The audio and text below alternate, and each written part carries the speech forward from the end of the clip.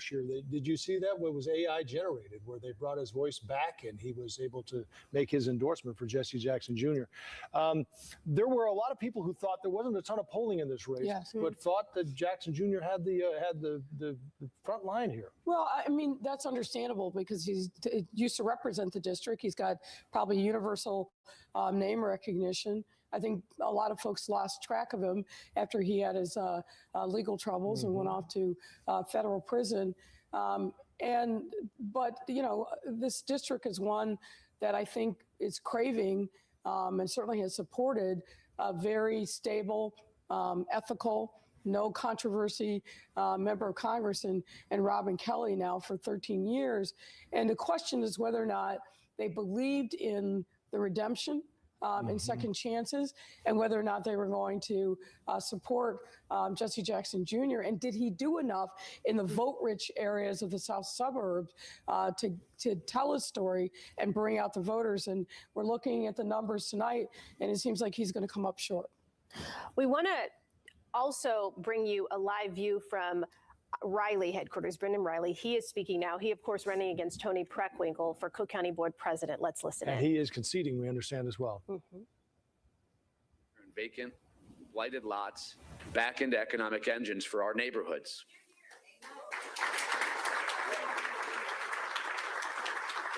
And crucially, we must continue advocating for common sense amendments to the Safety Act and our electronic monitoring programs to ensure repeat offenders, violent offenders are kept off of our streets.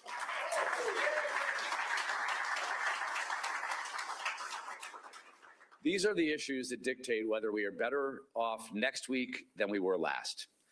As a party, we must remember our core responsibilities for the future. Democratic voters want competence, safety, and easier access to basic government services. My commitment to this city and this county is completely unbroken. I will continue to fight for Cook County residents in any way that I can, advocating for the pragmatic, essential policies we championed throughout this race. Before we wrap up tonight, I want to take a moment to acknowledge a profound tragedy that struck our county today.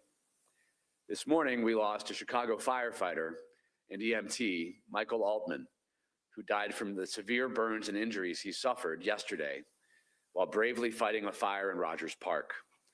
We owe an immeasurable debt of gratitude to Michael for his ultimate sacrifice. We are reminded of the critical, life-saving importance of all the first responders who put their lives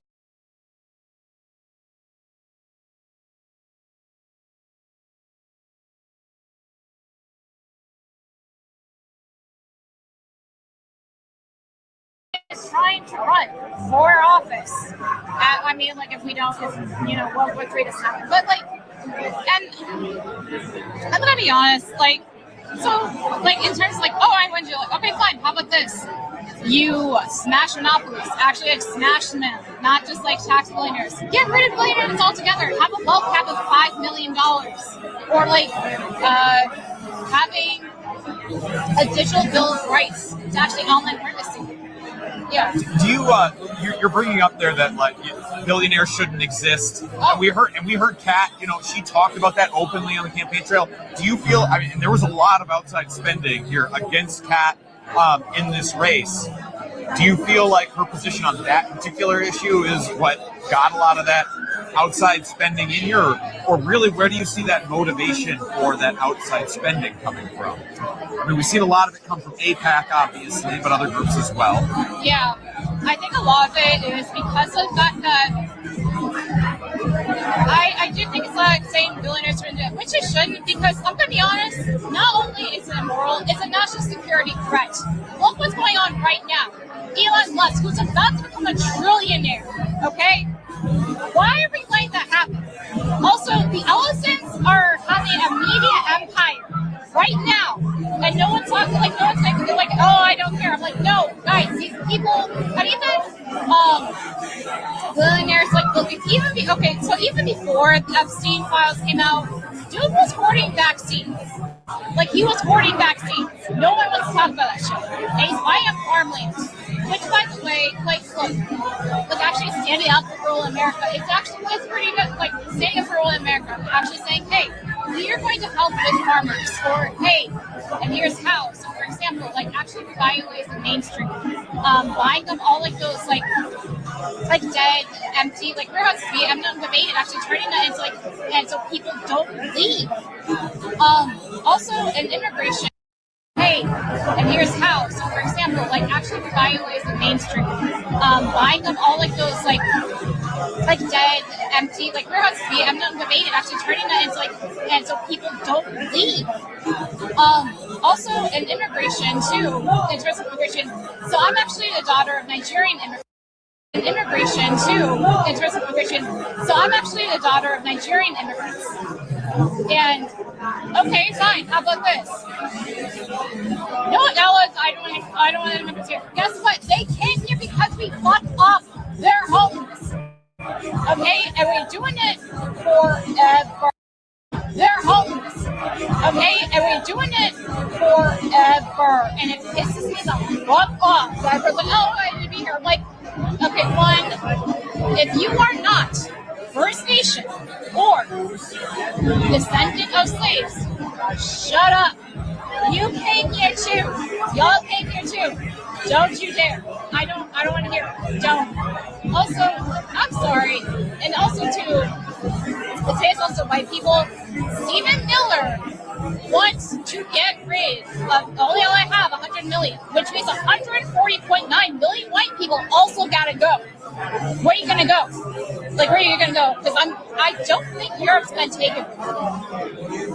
So if you don't want to fight for other people, which I mean, if you don't, you have empathy issues, do this for self-preservation. Because guess what?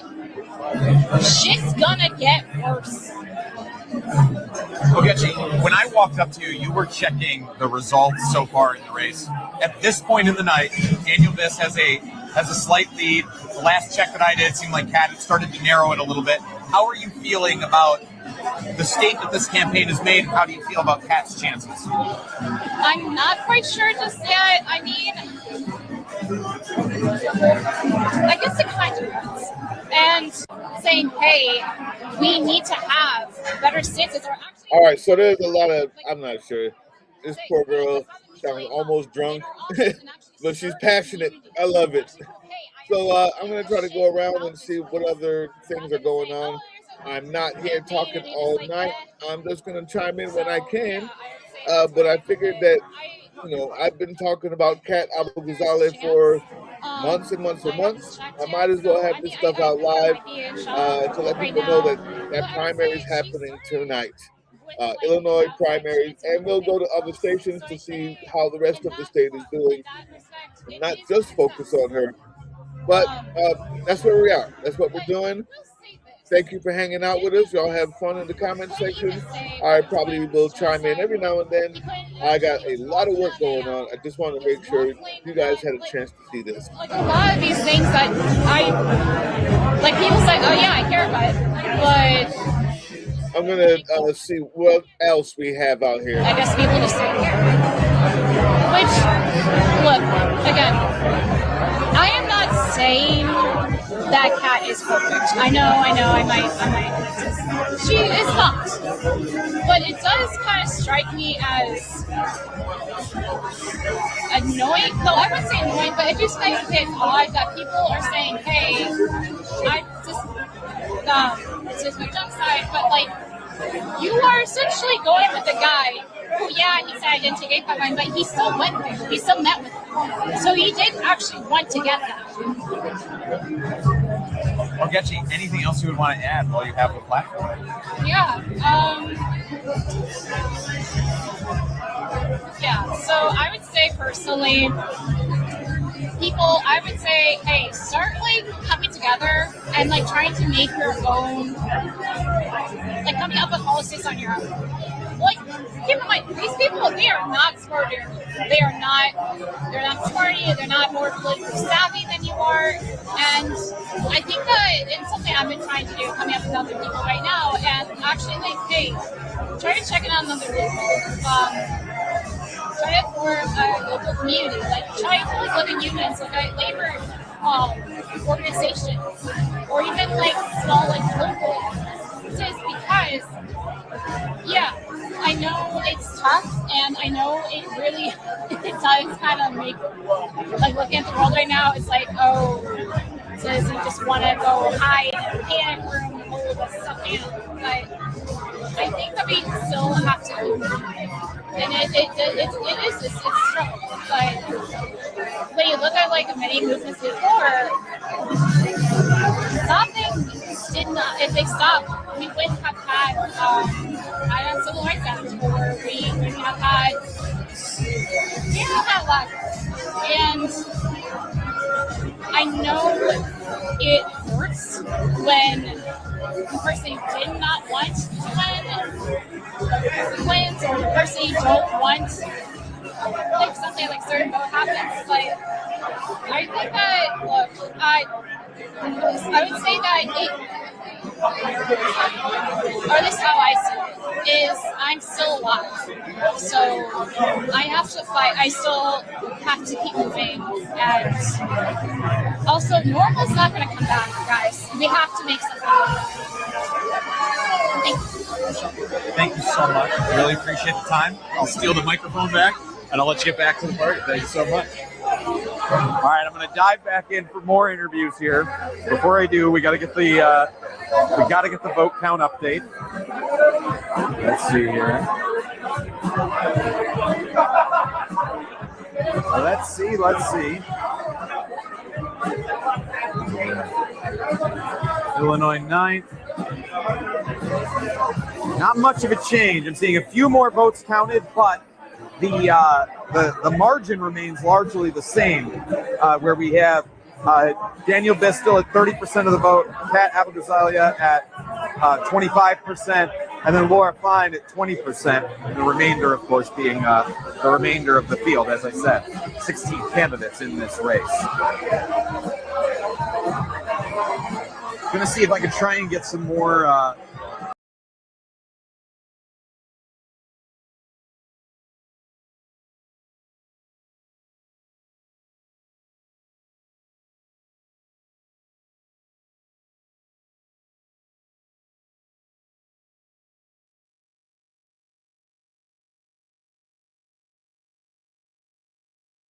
Race, because his credibility running for president is going to be challenged if he doesn't come. Still, and I have to tell you, he ran 15 times. Is that right?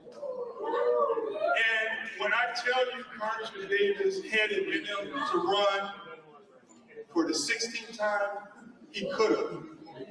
How do I know? All right, that is LaShawn Ford declaring victory tonight. The official numbers have not come in at this moment, but we're going to take a pause to give our viewers an update on air, and we'll be right back. So stay with us.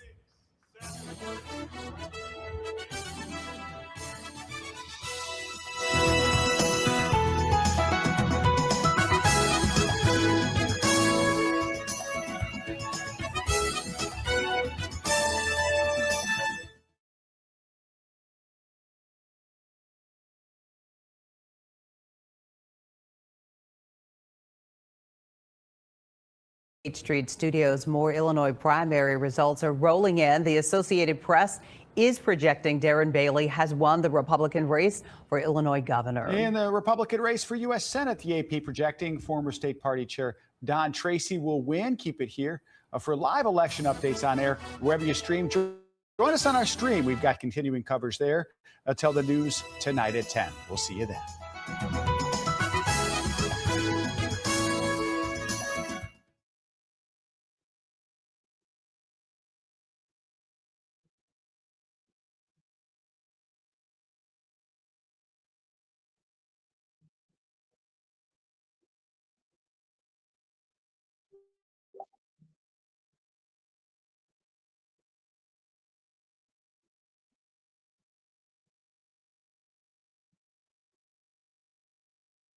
Got more coming. We're gonna go to see what CBS has, and then we'll be back to status quo to see what Cat Abughazaleh's party looks looking like. But I want to see some different people real quick.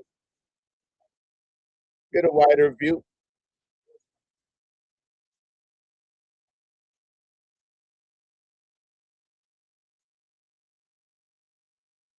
volunteers. I don't know where they at. I saw Monique right here. Where you? Oh, all right. Why don't our volunteers just come on across? Come on over. Get yourselves right over here. There they are. Let's float on. Come on in here. Come on. There you go. Dance. Queens. Come on.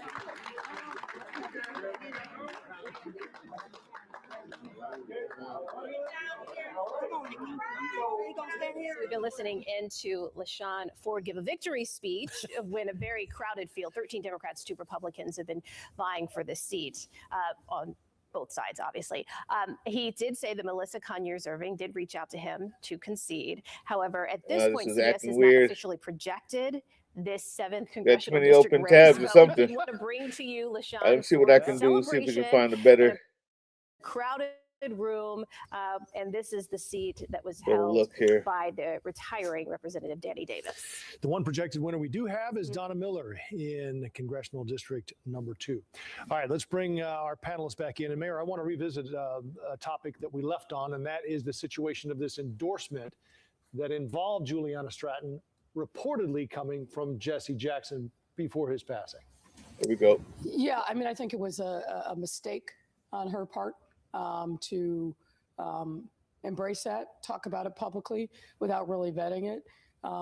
What happened in the end? Well, I think what happened was there were some overeager people at Push.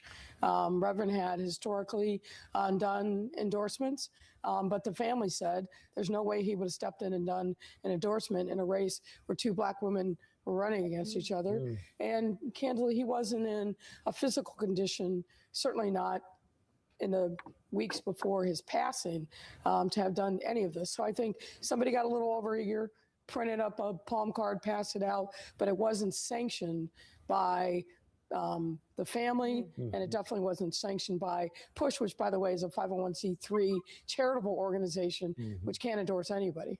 Okay. Right. Well, on that note, CBS now leaning Stratton in the race for Senate. All right. So if we continue this conversation before we go to additional results, let's talk about where we have Juliana Stratton, Robin Kelly, Raja Krishnamurthy, those 3 front runners. And at this stage, the money, we were talking earlier about $30+ million for Raja.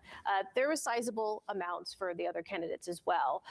But when it comes down to it, this is the numbers leaning with 68%. When it comes down to it, though, Raja, at this stage, that money didn't translate into all the votes that he probably expected, Tom. Yeah, I think you're right. And, money is one piece of it, but message is another important piece of this. And so while Raja was out early, was out often, was out really before anybody else in the race went up on the airwaves, the message was not moving the numbers the way that I think he was looking for it to do. He came out as a well-known name, had been advertising in the Chicago market for years. Even when he didn't have heavily contested congressional seats, he was up on the air. Yeah. And so I think he started with a base, but wasn't able to build from there. I think one of the pieces that Juliana Stratton brought into this is the money that really was spent on her behalf came from a super PAC. And so by law, a super PAC cannot coordinate with the campaign. They cannot talk to the candidate. And so it's really kind of a unique situation in which, in theory, that's right. We see a lot of workarounds and what the public signals of what they should be talking about.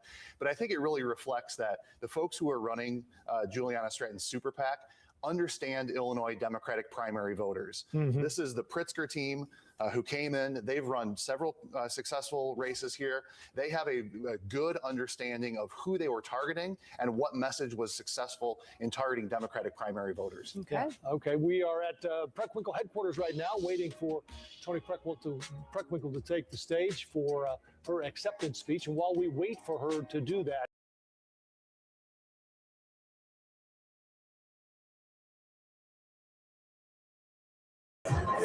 without some of that corporate influence and interest. You want to help us build that here at Status Coup? Go to statuscoup.com/join.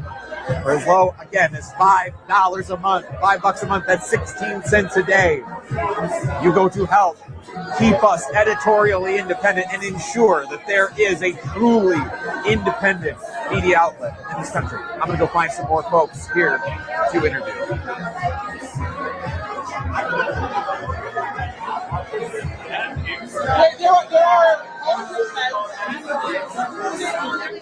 Pardon me, folks. I'm a reporter. I'm interviewing people about why they're here, why they support the campaign, the message that they're hoping the campaign sends. Would any of you mind if I did an interview with you? No, I'm all right. You guys are all good? All right. Can't make it. Thank you. Hi there. I'm a reporter. I'm doing interviews. Would you mind if I interviewed you? I already got him. You're absolutely should be I'm not a voter though. I'm an immigrant, so I can't vote. I am I'm just saying. What's been involved with the campaign for a very long time. Yeah? You're involved with the campaign. I'd still love to hear why you wanted to get involved in the message that you hope it sends. And why. Do it. I was very frustrated with the sitting congresswoman not having any challengers for years. I've been here since 2021, so I've seen a few primaries. That was very frustrating to me, and like her age has been creeping up. So when this primary came around, Can we do this over by my camera? oh my God, no! I'm so scared of being deported. I'm so scared of being deported. That's totally fair. That's fair. I can't force you. Thank you. I appreciate it. I'm sorry to bother you. Oh my God, no, you didn't. Absolutely. Enjoy the night. It's all good people around here.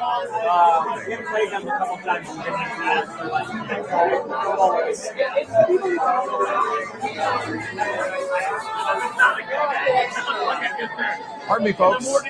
I'm a reporter. I'm out here doing interviews about people who are involved in the campaign, about why they want to be involved, the message they hope it sends. Would you mind if I interviewed any of you? Last time you won, I paid vote for her, so I don't feel like a fraud. I don't live in this district. I'm just here. Also, status quo. Yes. I love you guys. You guys do good work. Hell yeah. I don't care if you voted in this district or not. I still am interested about what your involvement is with the campaign and about the message that you hope that this sends to the broader Democratic Party or to other progressive challengers. I've never been interviewed like that. I think I'm good for now. Okay. Maybe. Anybody else in this group feeling brave? I'll do it. You'll do it? What's your name? I'm Leela. Leela? Nice to meet you. I'm JT. Nice to meet you. Bring you over to my camera right over here. On camera? Yep. You can do it. You can do it. I'll keep it easy on you. You are wearing a cap. I know, but I'm sorry. I apologize. All right.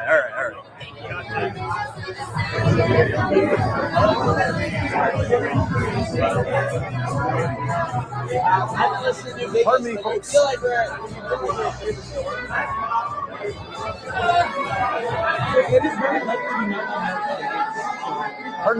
Pardon me, guys. I'm a reporter. I'm interviewing people about why they wanted to be involved with the campaign, what the message they hope that it sends to the rest of the country, to other Democrats, is from tonight. Would you guys mind if I interviewed you? Sure. My camera's over here. What's your name? Jade? JT, nice to meet you.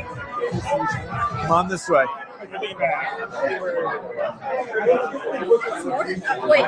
Without telling her to pull. All right, Jade, I'm going to have you put this on. I'll clip this to your skirt. So try to speak up a little bit over the music if you can, and I'll adjust this down. All right, Jade. If I can have you start, just spell your name for me, please. Jade, Renato, Jade, and last name, Granato. And what's your involvement with the campaign? Volunteer. Volunteer. What made you want to volunteer for Kat's campaign? I agree with Kat's political worldview. She was the only major candidate to call it a genocide. I liked her grassroots funding. I thought she had integrity, and I thought she was a good person and a good candidate. Good person, good candidate. What was everything that you did out on the campaign trail for? You're a volunteer. What did you do? Door knocking, phone banking, text banking, screen printing, anything. You're not the first person to bring up, genocide as a word here in this conversation when I asked why you supported Kat. I got to admit, like, that's an issue that's important to me as a person as well. But I just kind of always assume that sort of worldview, like the importance of Palestine or foreign policy in general, is something that isn't really important to like more people, right? I think it crosses a moral line. Yeah, did you run into that like in your door knocking and stuff? Like, did it come up with more people? Yeah, of course it came up. It's a very Jewish district, one of the most outside of New York. So a lot of people have mixed relationships with Israel and how they feel about it. And yeah, I rubbed up against that a lot, especially in certain communities in Israel. There's a big generational line on that. I think younger people feel the moral line being crossed, and older people are more, at least, conflicted about it. Well, at least conflicted. So I mean, it's not even that you're like running into people who are like, we have to support Israel full stop, or at least not as many, like right? that, but a lot of older people, it's like a mix. It's not like this isn't important, but I do want to hear some other stuff. Let me put on. Right now, we're seeing Kat get about 25% of the votes so far. Some news from the broader race here. In our interactive election sphere for House District 7, here you see LaShawn Ford. We heard from him just a few minutes ago, speaking to his supporters at his watch party tonight. With 81% of the vote in, he's got 23%. Normally, you would think here, Melissa Conyers-Ervin, she is the city treasurer, and she with at 20% and LaShawn Ford at only 23. It seems pretty close, but we've got a lean for Ford, and we know he's feeling confident tonight. Again, that is for Illinois House District 7 in the primary race for the Democrats. Next up, we are looking at District 8, and it's been pretty clear through much of the night. We had a feeling that Melissa Bean, who wanted to return to this seat, would pull out ahead as the winner, and right now, or the projected winner, I should say. Right now, these numbers are leaning Bean, with 84% of that vote in for House District 8. We'll continue our round robin and go to our next race as we look at both the federal, our state elections, and also some of those Cook County races. Now to District 9.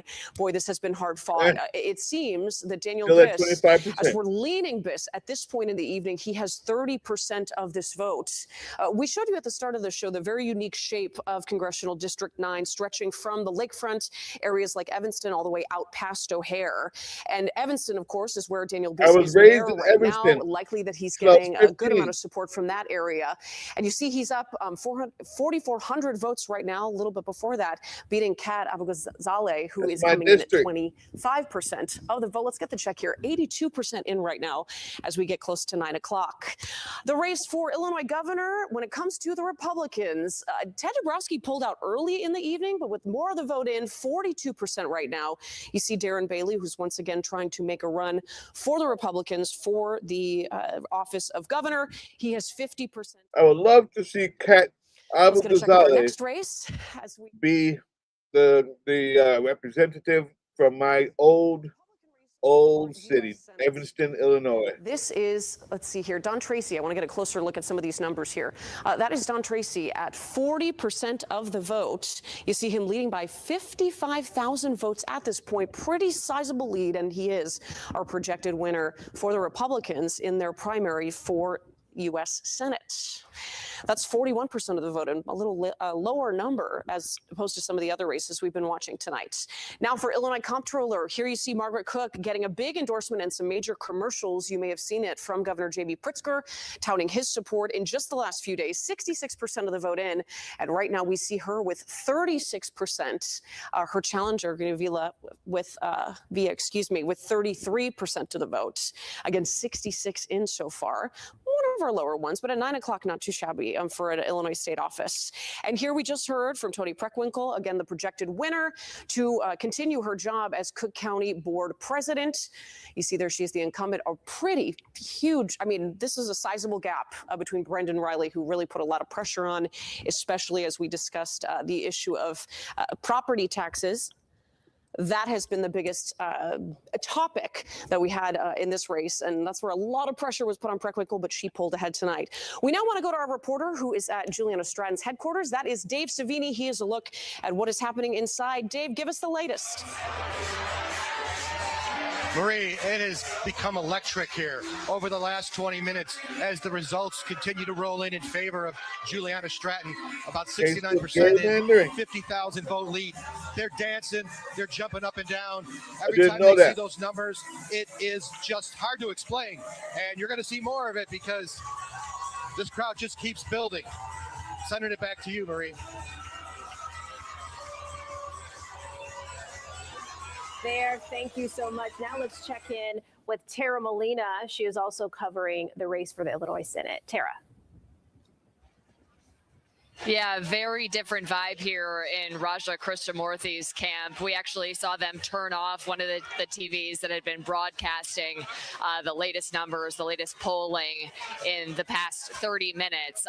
That went off once she started kind of taking the lead, she being, of course, Lieutenant Governor Juliana Stratton. We've also learned in this party, I told you, it hasn't really been quite as upbeat as these typically are, even before we saw her take this very significant lead. And of course, now leaning her direction officially.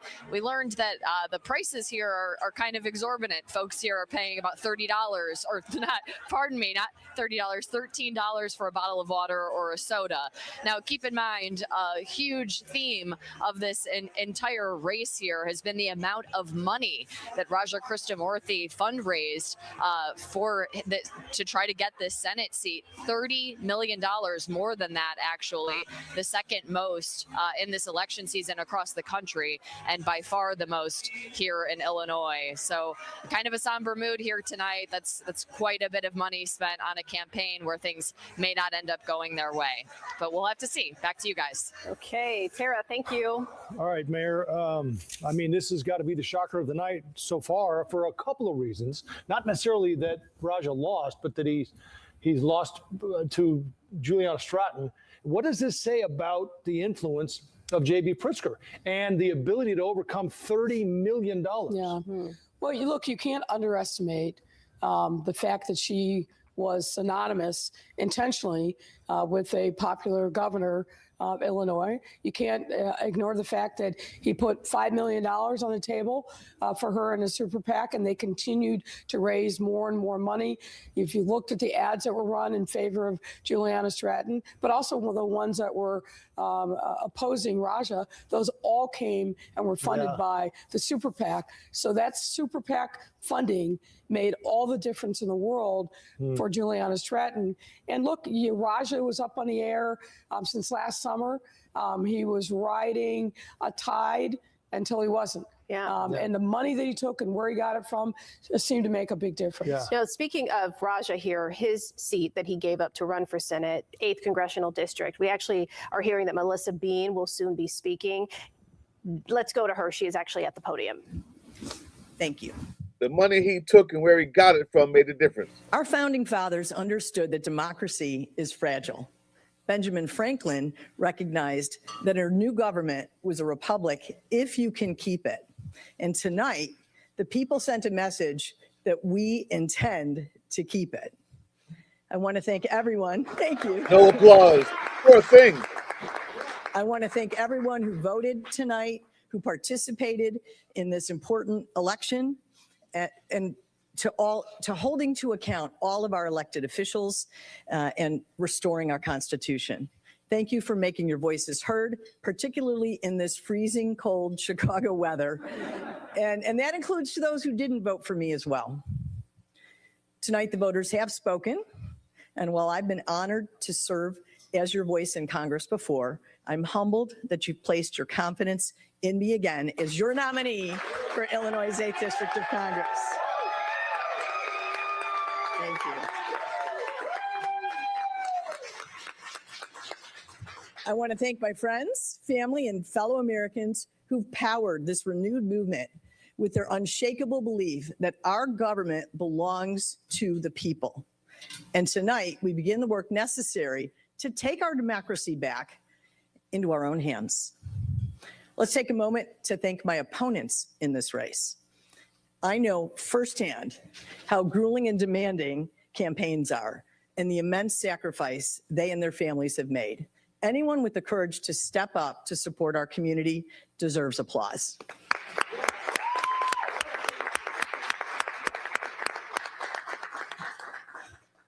The Democratic Party is a big tent with a deep bench.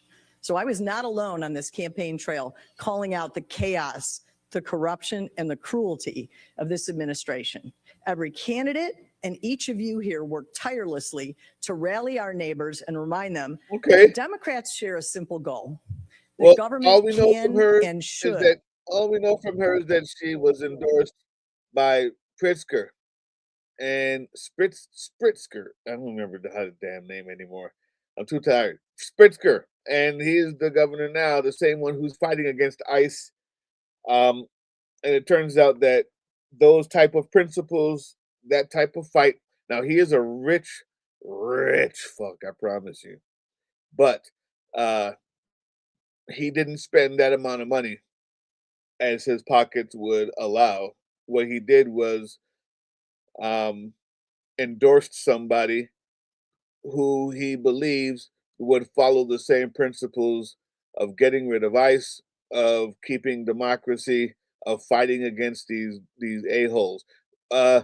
So I'm glad that she won. I don't know much about her either. I'm sure we'll find out more. This is just a Democratic primary, but amazingly detailed maps breaking down how the vote broke in the Chicagoland area by different demographic groups. But you're not, unfortunately, going to see that tonight. And I think it complicated the picture for us a little bit, but I will say only a little bit, in less than I thought it was going to, because that division we were showing you over and over in the Senate race there between Chicago and Cook suburbs was the picture that painted was just so clear and so consistent. I thought coming in the night that Krishnamurthy would be winning the suburbs by a very good margin, and it would be a real tough kind of math game to figure out which one was going to add up to more, the city of Chicago for Stratton or the suburbs for Krishnamurthy. Again, the last we checked, she was ahead in the suburbs too. So that ended up, the fact that she was competitive in the suburbs, that was, when we saw that and it wasn't changing after 120,000 votes, I think we knew where it was going.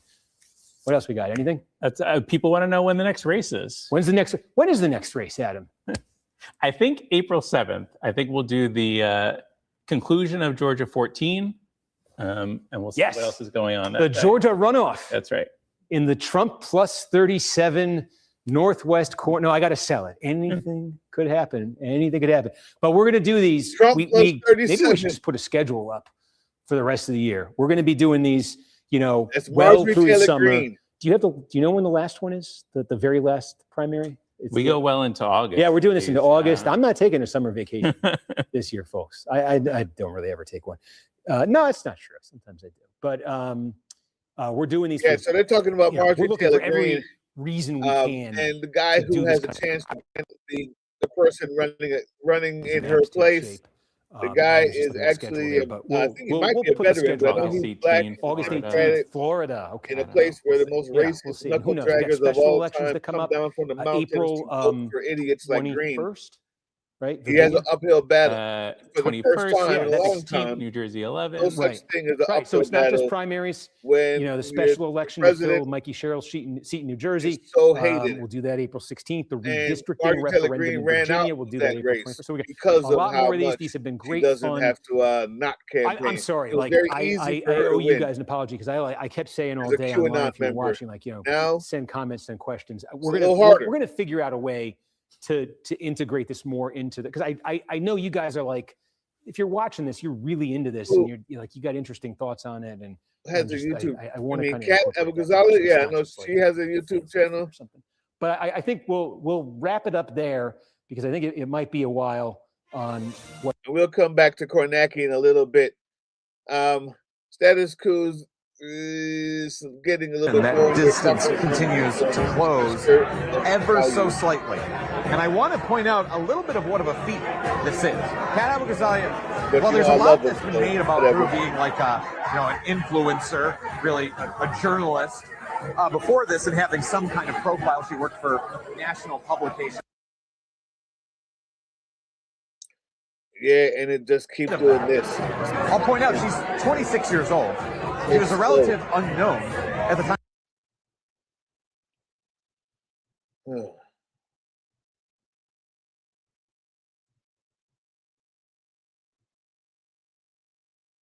That is annoying.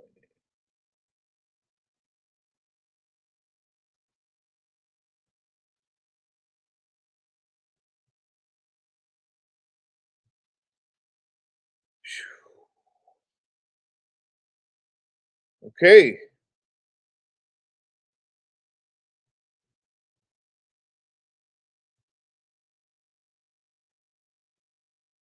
All right.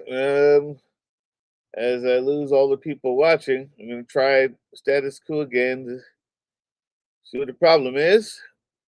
They were talking about Kat Abughazaleh, but by the time we hear it, it'll all be done. Maybe we'll get some good facts. She started running, and she is this competitive with the current mayor of Evanston. That's Daniel.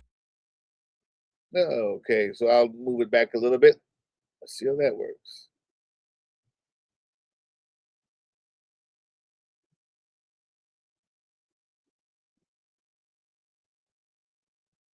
Yeah, I'm done.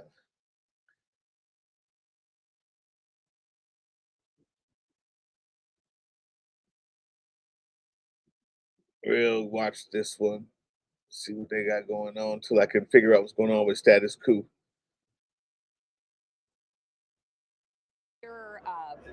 Going forward, during the Trump administration? Well, when ICE and Border Patrol came, I issued an executive order prohibiting them from being on our property. I wish I could have prohibited them from being on our streets and sidewalks. This government is cruel in pretty remarkable and disturbing ways, and especially in its treatment of our new arrivals and immigrants. When we think about this might be your last term, is it? I've said it's my last term, yeah. I'm going to do my very best for the 4 more years, and then I'll figure out what I want to do when I grow up. Okay, well, thank you so much. Congratulations and happy birthday. Thank you. Thank you so much. That was Cook County Board President. Okay, so I want to show you exactly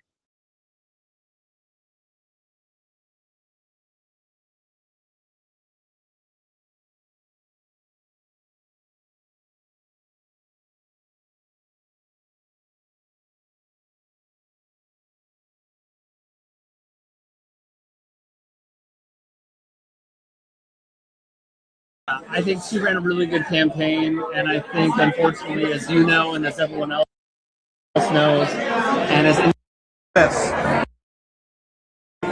good news, take over, and how they could try and manipulate the voter base and the electorate over and over. Spell it out for people. Spell it out. Make it simple. Break it down. All right. So I'm going to take notes. How did the big signs for Daniel Biss out in yards? Like, he just clearly had a presence here and was a known quantity and a known factor. When you're the current mayor of one of the largest cities in gain at this rate, if she can pull ahead, it'll be. I want to point out a little bit of what of a feat this is. Kat Abughazaleh, well, there's a lot that's been made about her being like an influencer, really a journalist. Before this, and having some kind of profile, she worked for national publications like Mother Jones before running. Well, there's a lot made of that. I'll point out she's 26 years old.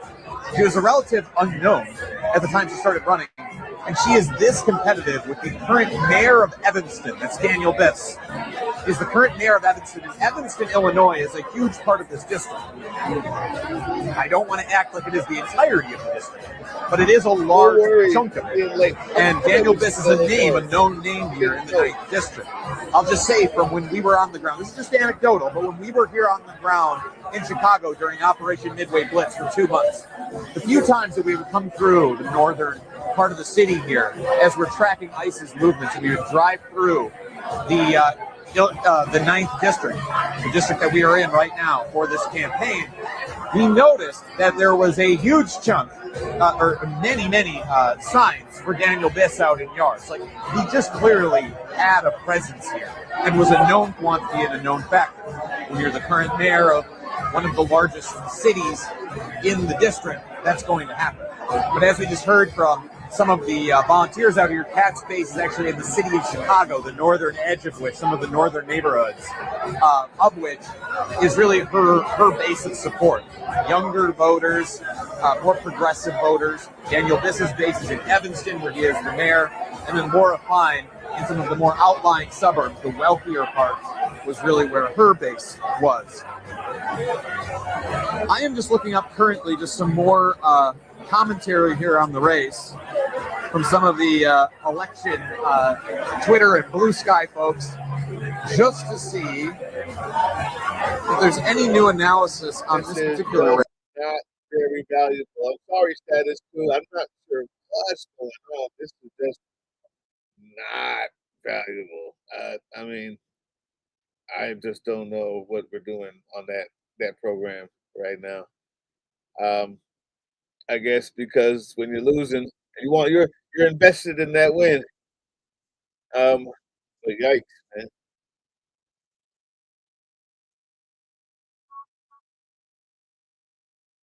Let's see what else we got here. That never leaves her Now, side. who's She's this around here one? somewhere. Right, we got Kitty, Look we red. got Tina, we got Sherry, Oh, we got Jessica, God. we Look got at the Becky, we dorks got in the Sandy, background. Gail, Look at this dork. Isabella, Kenneth, Look to this Ronnie, guy's Christina, right. Blaine, His right, your Matt, left of him. Eric, The Pop, dork in the Carolyn, background. Looks Chuck, like he belongs in Tom, you know somebody's you're watching on Facebook, racist Tom. text message Amanda, I group. know you're at home. You couldn't get off of And work then because you work hard, but I'm calling you out. David, Paul, Braden. I don't know.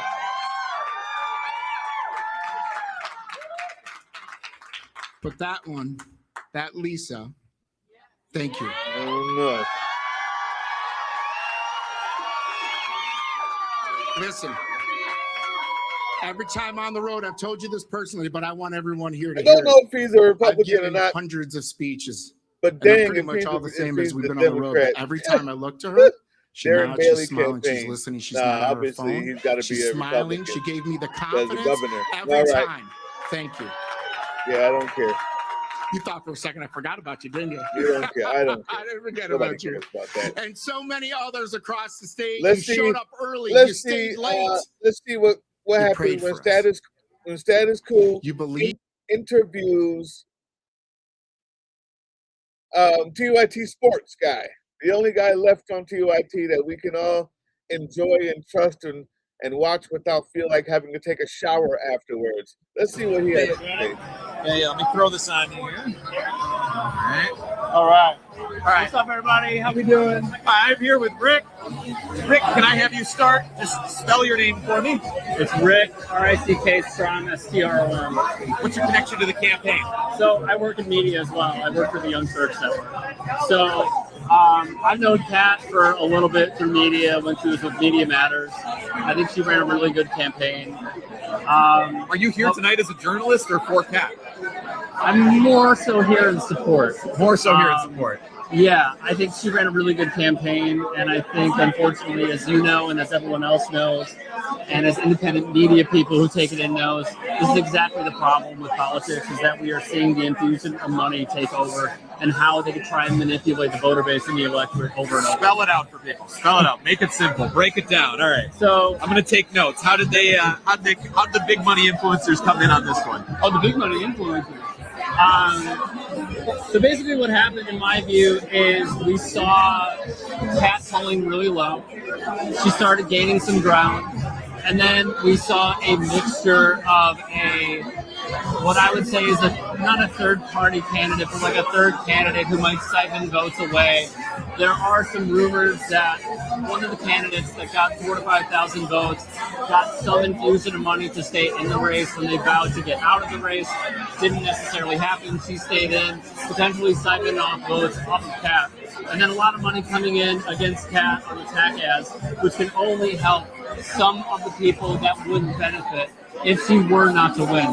So we're going to see how it plays out. Hopefully it plays out in Kat's favor. I'm rooting for her. I'm sure a lot of people online and in the chat, I'll check it out after this. Again, I didn't know you were live. Oh, you're all right, man. You're all right, dude. But yeah, I'm hoping that we see some sort of an upset, but it looks a little daunting at the moment. A little daunting at the moment. So, Rick, Yeah, like, she has been gaining in the night. You just described it as a little daunting. Like, what's your optimism, pessimism? I'm only seeing what mainstream news is showing me. You know, I'm only seeing that like every. What would you? I mean, it's a good question. From the outside looking in, first off, I would say this: you have a career in this. Like, do not doubt yourself because you lost to a guy who is probably going to be like an okay candidate. It's really interesting because she has done so much great work as a journalist on the far right. I would say for the time being, go back to that, because as we are seeing the Ellisons and many others buy up our media, what we really need right now is more voices like hers in media if she were not to pull it out. Advice-wise, I would say do it again. Run it back, honestly. I would love to see a rematch in a few years if this were to win, of course. Let's flip it now, okay? So, like I said, the lead that Biss has been narrowing as more votes come in. If Kat's able to pull it out, it'd be razor sharp. But let's imagine a future where she does. What's your advice to her? How do you want to see her govern when she's just one of 435 voices in Congress? Full steam ahead. Full steam ahead. What does full steam ahead mean? Just like shake shit up. Like, you cover this stuff, I cover this stuff. The one thing we don't want to see is someone who's like going to promise all these things and then break promises. Like, what I would want to see from her is, and she hasn't really answered the question when members of the press have asked, like, do you want to join the squad if you were to join Congress? And she's like downplaying it, not giving a straight answer. What I would say is align with the people who got you elected, which she absolutely would do. And again, the one big red line, what should be a red line for everybody within the electorate, is do you take corporate PAC money? She hasn't. So I think she's going to be clean as a whistle. Probably in the category of the... I want to see these maps. Because I have a feeling that... Okay. So, I mean, it's Rick, over. I grabbed you. You came up just to say hello to me. and then I wrote you on all this, so I appreciate you being kind for all this. Oh, I did remember one thing that what you said just sparked a memory for me. You were talking about, see so many candidates who promise so much and then achieve, jack shit or, drive in the complete opposite direction when they're actually in office. We've been talking about Broadview, which is the ICE detention facility here in the greater Chicago area, that public black site that exists in full view of everybody, where there are protests still going on, by the way. Yes. People still getting arrested by Illinois State Police by Governor Pritzker, a Democrat state police, for standing up and protesting against that site. But what we saw out there at that site was we saw both Illinois senators go out and make one visit to that site where they performatively brought some water bottles to the protesters. Yeah. Performatively brought some water bottles to the protesters, and then apparently had tried to ask to be let inside of the facility. We're told no, and then they got held pretty please. Was basically yeah. Please let us in. Yeah. And then when they were told no, held a big press conference in front of 1 million cameras. How many people would you say were there? Oh, at least for 50? Press? Oh God, yeah, Minimum? huge. It was the most out of any day out there. Fuck all the days when people were getting tear gassed and arrested. When two senators come to performatively deliver water bottles, all of a sudden all the corporate media is there. Jesus Christ, screaming at all of the press who's been out there day after day, like, get down out of my shot, get out of that, talking over all of us and the questions we want to ask. Fuck that. That's not the soapbox I came to stand on. But thank you. But they give that speech and leave, both Tammy Duckworth and Dick Durbin. What do they then fight for in the Senate? Fucking shit. Yep. There's a government shutdown, then the Dems cave on. There's now another shutdown of just DHS, where the Dems are pushing for just moderate reforms, nibbling around the edges, pushing for body cameras as if having another angle on all of the brutality that is happening out here is somehow going to stop it. When what people really need and what we're hearing from people on the ground in all of these cities is they want Nuremberg trials. That's what people want. Yes. So that is like the kind of candidacy and insanity it feels like you're living through when you're reporting on this stuff and oftentimes screaming into the void. Rick, thank you so much for that little bit of catharsis. I needed it. Thank you. I'll pay you for my therapy session later. You guys do great work. Yeah, thank you. I appreciate it. I love everything you guys do. Sports status quo is 88.9% supporting. Shout out to you guys, man. And shout out to everybody watching. Thank you for supporting independent media. It's very important in these times. I steal that back from you. I'll let you back. Thank you for being here. I really appreciate it. actually with the map coming up will help us to know exactly where, what that next 11% Jordan left probably wouldn't like me looks calling like, it beating a dead horse. and Sorry if it about that, matters. Jordan. But please, if you can, go to statusquo.com/join. You can be a part of this new media revolution that is taking over right now, that a lot of corporate press doesn't know what to do with. You see the viewerships declining year after year for cable news and for mainstream news outlets, whereas independent media like Status Quo continues to grow. That is thanks to all of our supporters. If you have been with us here for the last several outstanding, definitely do help them as well. I want to see who's talking, who is going to be running on the Democratic side, supported by Pritzker. And we all said when we saw her win that we didn't know much about her. So I think she's talking to people now. And Let's right hear what she has now, to say. we, as I said earlier, we have a Congress that isn't doing their job and isn't exercising their legislative authority and letting the president run the country by executive fiat. That's not what our founders intended, and it's certainly not serving the people. All right. Well, Melissa Bean, again, congratulations back in that 8th Congressional District seat, and we look forward to talking to you in the future. Thanks for the time. All right. Time. Why do you want to go back? Well, I think we need to get back to having a functional Congress. And I was fortunate enough to serve at a time when we did. And we got a lot of things done, like healthcare, like equal pay, like consumer protections on Wall Street. And there's so much more that needs to be done. And we need to protect and preserve the progress we've made and build on it. And that's why I'm ready to go back. Melissa, this was a very crowded ballot with candidates like you, but also non-traditional candidates who raised a lot of money. When you were seeing some of the contenders that you were going up against, including Neil Cote, a business owner who raised nearly $2 million, what were your thoughts on strategy to get to this place? I kind of went back to what I've always done, is just be out there talking to people, listening to people, building coalitions, hearing what their concerns are and trying to address them. That's what I've always done, is be a problem solver. And that's what we need Congress to be again, not a dysfunctional mess. Well, that's what you're walking into. Safe bet. But Melissa, let me ask you this.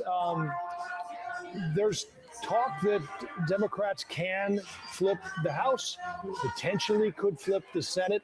Let's stick with the House because that's where you're potentially headed. How does that change the way the House looks if, in fact, that happens in the midterms in November? What changes?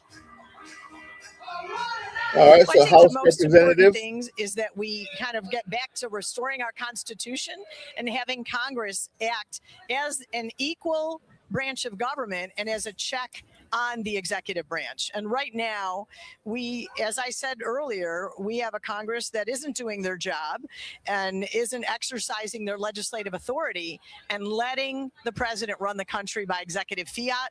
That's not what our founders intended, and it's certainly not serving the people. All right. Well, Melissa Bean, again, congratulations back in that 8th Congressional District seat, and we look forward to talking to you in the future. Thanks for the time. All right. Now we want to go to Pat Hines. He is actually speaking now. This is great state for placing your trust in this. I'm deeply humbled, and I promise you this, I will never forget who put me here.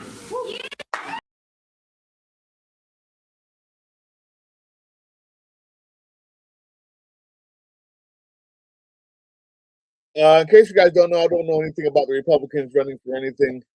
And if that's what you're here for, unless that Republican is like, you know, some amazing feat who's saying they come there to destroy Trump or saying something so horrible that we just have to watch it, like they can't wait for concentration camps, I'm not going to stick with whatever their fucking speech is. I can tell you that much. Not that, yeah, I'm sorry.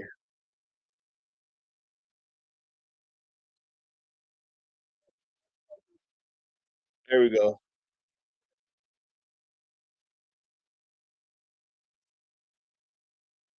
Here we go. Bishop Krishnamurthy, 33%, and Robin Kelly trailing at 18. And this is, of course, for Senator Dick Durbin's seat in the U.S. Senate. That's the big news of the night so far, probably the headline, certainly, as we've been discussing tonight. But she had been leaning Stratton for the last half hour or 45 minutes. Now it has been projected as Juliana Stratton is the winner. I had no idea, Ken Dog. Analyst now and pick back up where we were with Darren Bailey. Tom, is there any chance that things couldn't be better?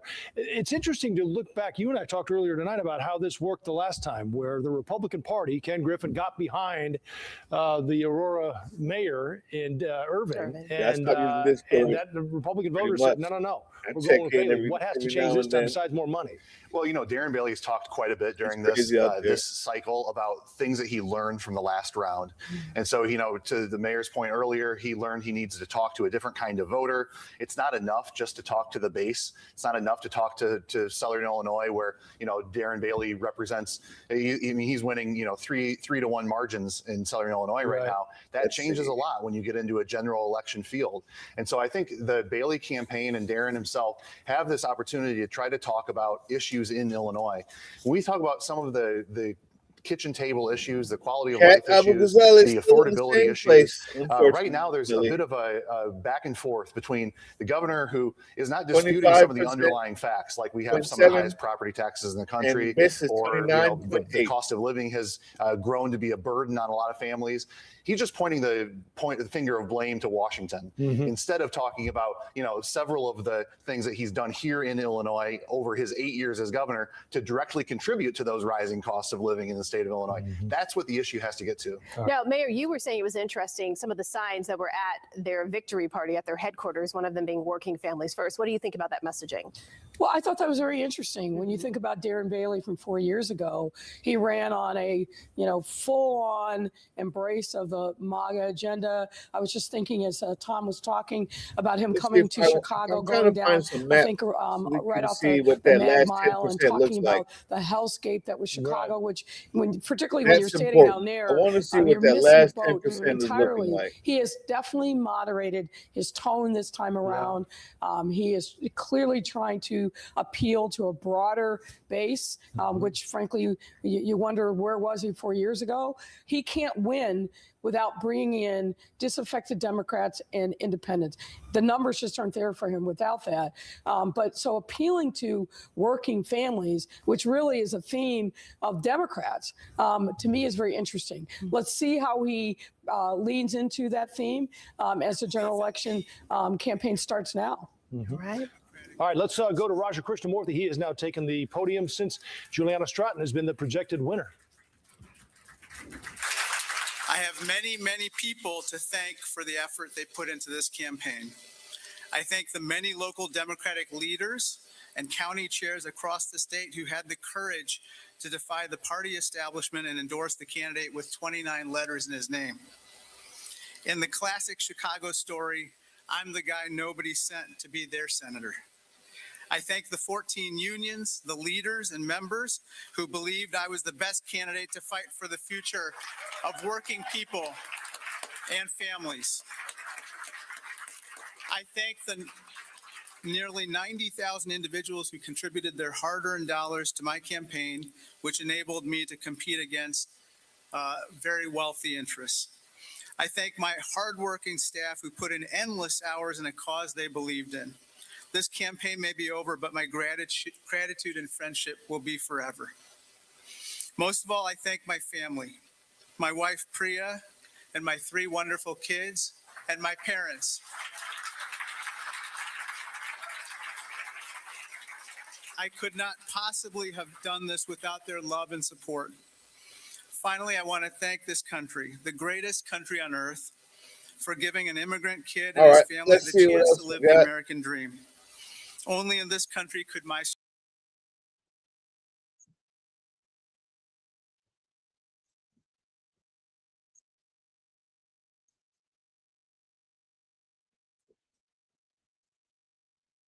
think I have somebody here I haven't seen.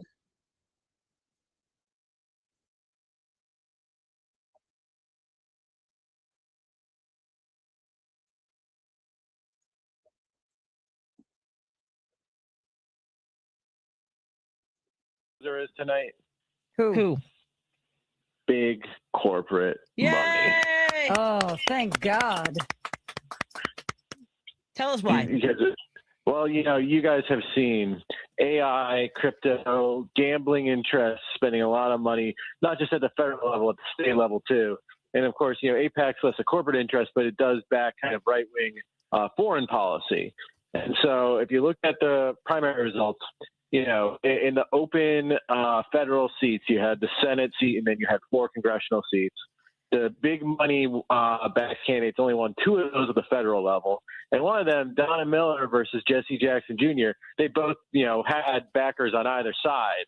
So that one was kind of a wash. So really, Melissa Bean, who, for a congressman, woman well known in the area, she only got 33% in her district, only beat her closest challenger by 6%, kind of a weak performance.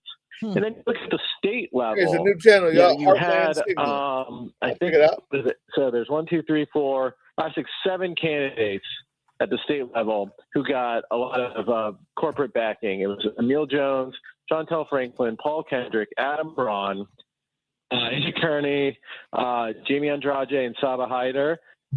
Only 4 of them won, but of the 4 that won, 3 were already incumbents, and they should have won. Meanwhile, 2 of the ones that lost were incumbents. Ooh, that's not good. So, and that was a lot of gambling interests. They wanted to cut taxes on gambling winnings. I think I forget what their exact beef was, and then AI people just wanted broad deregulation. They did not do very well tonight, they only backed 1 open seat candidate who won, Paul Kendrick, who I went to high school with. And Paul, I know you're listening to WCPT 8 right now. We're going to keep an eye on you. Make sure you represent the people of that district. There you go. Someone just texted in, suck it, Teal. Well, yeah. I mean, it was, I think, DraftKings and Meta were the 2 big spenders at the state level. And then at the federal level, it was AIPAC donors in a lot of these races. And it was a kind of crypto was really the bigger spender at the federal level. The fair shake people, and they got shook up tonight. The good people of Illinois said, you know what? We can see right through this. And, when you spend all that money in a primary, you risk becoming a story yourself. I think there were a lot of stories on the big money spending here.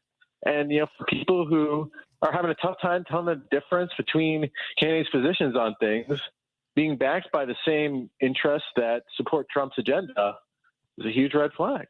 It's really interesting, Aaron, because I've covered a lot of races.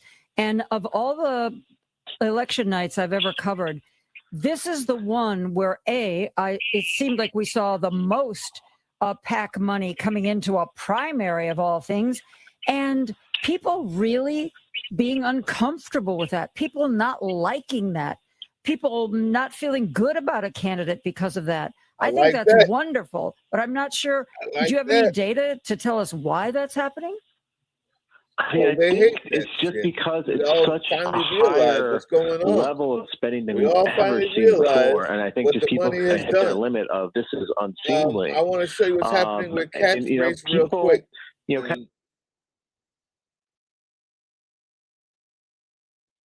can get it in time. How fast? I need a producer. Who wants to be a producer? That's what I need. Happens when you go to Washington. Yeah. CBS now calling the 9th District for Here we are. Daniel Biss. We can pass that along right now. Yes, 90% of the vote in, and Marissa Perlman has been following this from Biss headquarters. So let's go to her right now. Marissa. Joe and Erica, so good to be with you. Yeah, the word is starting to spread around the Biss for Congress watch party. The energy is growing. We have heard a few rounds of clapping and shouting here over the past couple of minutes. We just heard from the Daniel Biss campaign manager that we are expecting to hear from the Evanston mayor here momentarily. We just got about a 2-minute warning. They said a few minutes ago at least, said they are happy to see how this race is going. Again, as you mentioned, with 90% of the votes counted at this this hour. They did say they are waiting for a few more results to come in, but it sounds like they have enough information where Daniel Biss is finally going to come out and speak about his hope to win the votes of this widespread district from the lakefront here in Evanston, parts of North Chicago, to past O'Hare Airport. Now, we do want to mention quickly, one of the biggest storylines in this race is just how many candidates were competing for this open seat. More than a dozen Democrats entered this primary for Illinois' 9th Congressional District after longtime Congresswoman Jan Schakowsky announced she would not seek another term. She has endorsed Daniel Biss to fill her seat, and she is here just walking into the room a few minutes ago. So we're hoping to speak with her here in just a few minutes. Again, as we've been seeing tonight with so many candidates splitting the vote, the winner only needs that relatively small share of the vote to come out on top. So again, we are moments away from hearing from Daniel Biss himself, the Evanston mayor, You want to in know this why very that's tight race. Again, Hold on, the man. social media influencer and journalist Abughazaleh coming in a very tight second at this hour. Social CBS media calling it in influencer and favor of Daniel journalist. Biss. We'll bring that to you. That's all you got to say? Joe, Erica, back to you. Not Okay, advocate, Marissa, thank you. not Let's get a little bit activist. more now on the Senate race and We've check been in with feeding Tara the homeless. Here, you want to know who Biss is? Who Biss is, guys? I got you. This is so you know who Biss is. I don't want to change that. I don't want to change that one. I'm going to put it here. I'm going to put up something so you know who Biss is, right?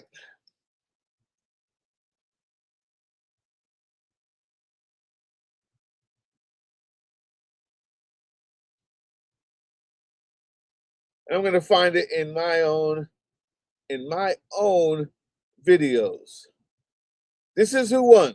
See, this is why he won. And I live in a bubble. And I think to myself, there's no possible way that anybody who answers debate questions like this, or anybody who sees what Kat is doing out here, using all of her money to feed the homeless, to do obvious good work and not pad pockets, raising money through playing video games, not charging $1 billion for a plate at a dinner. Let me just see if I can find this. I live in a bubble, but what I realize is when the other people don't answer, right? When the other people don't answer questions and go midway and halfway, and the stuff that to me looks gross, like, oh my God, bro, did you really do that? Or did you really just say that about AIPAC? Or did you really just not commit? Right?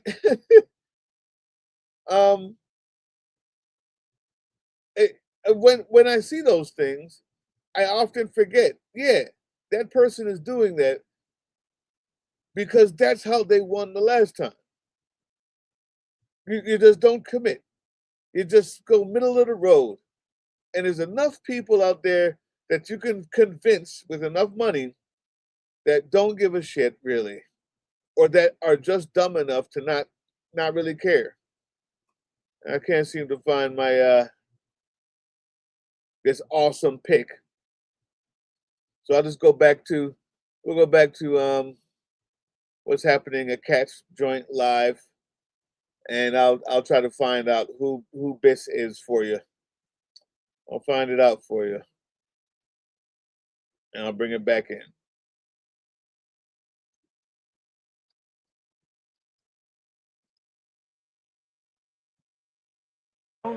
We're a small but mighty team here at Status Quo, but still a small team, so we can only out. So we will see. We'll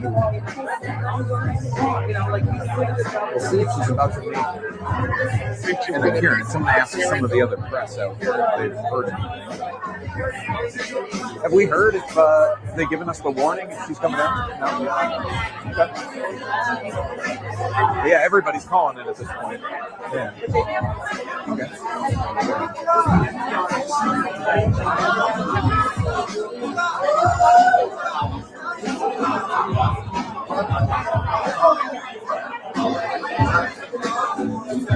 As I was saying earlier, Kat's staff had told press that we would get a little bit of a heads up when Kat was.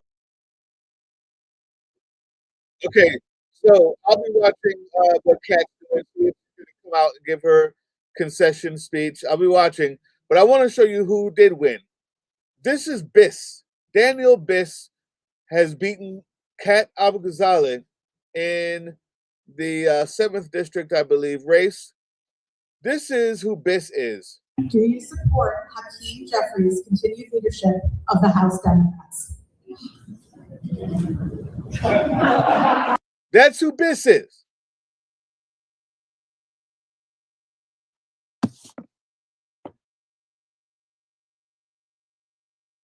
That's who Biss is. That's who just won over Kat. Look again. Look again at the filth. Look again.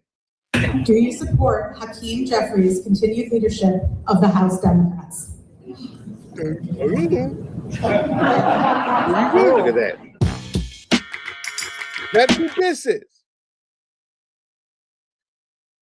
This is the type of people. Up YouTube. We look at it and we say to ourselves, nah, no way. He didn't just embarrass himself like that. Kat Abughazaleh humiliates corporate Democrats without even trying in a viral moment. That was my title for this. What I should have said was, smart politicians don't answer questions because stupid people will vote for them. That's the facts. Because if you believe too much one way or the other, stupid people are intimidated. And they just want to go back to watching Real Housewives, man. They got work to do. They got shit to do. And any other time, I would be saying that's normal. In the middle of a takeover of biblical proportions from Nazi wannabes and racist fuckfaces and child rapists that control the country, that destroy any progress Black and brown people have made in the past 70 years, that rip from the walls monuments of slaves, military men, soldiers, airmen, politicians, and even freedom fighters, ripped from the walls in place of mediocre whiteness to lord over all of us with a fake white superiority complex that's willing to destroy you and your daughters in the same name, white or Black. It doesn't mean what you think it means. It means the people who go like this get the most money and win and will lord over you. And you still have to vote for them. You think I would vote for the red? You think I'd vote for the Republican? In Skokie? In Illinois? You think I'd vote for the Republican in Evanston? Huh? In Skokie? In Highland Park? Fuck out of here. Yeah, I gotta vote for him. But this is who he is. Sorry. This is who he is. Knowing that is important. Because voting is the least you can do. Voting is the least you can do. What you do after you vote is way more important. The organizing, the calling, the pressure. This guy is a shrugger. You have a better chance of pressing him to do what you want to do if you're organized than you do the guy who thinks that brown people should be buried or used as slave labor and is just waiting and salivating for the day that he actually gets that to happen when Stephen Miller takes over.